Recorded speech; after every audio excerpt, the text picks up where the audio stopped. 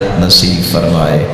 فضیل بن عیاض رحمۃ اللہ علیہ کہا کرتے تھے السعادہ بخمسۃ اشیاء، 5 چیزیں جسے مل جائے اس کو خوش نصیب کہہ دو، اس کو خوش بخت کہہ دو، اس کو سعادت مند کہہ دو۔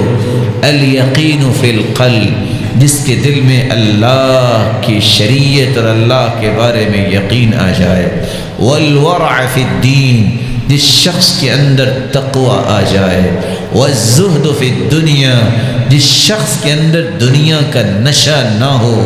والعلم والحیاء، جس شخص کو علم سے محبت ہو اور اس کے اندر حیا ہو۔ یہ 5 چیزیں جس شخص کے اندر آ جائیں ایسے شخص کو خوش نصیب کہہ دیا کرو۔ اور ابن القیم رحمۃ اللہ علیہ اس لیے کہا کرتے تھے نشانی یہ ہے کسی سعادت مند کی، کلما زید فی علمی زید فی عملی، سعادت مند کے پاس جتنا علم زیادہ ہوتا ہے اتنا وہ عمل زیادہ کرتا ہے۔ وَكُلَّمَا زِيدَ فِي عَمَلِ زِيدَ فِي تَوَاضُعِهِ، کسی کا عمل اچھا ہو اتنی اس کے اندر تواضع اچھی ہوتی ہے۔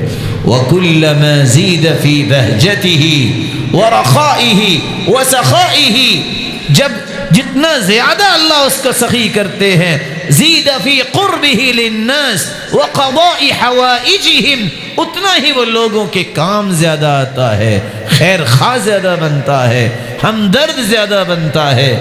سعادت مند کی نشانی یہ ہے اس کی زندگی کا قول و عمل ہر وقت اللہ کی رضا کے تابع ہوتا ہے۔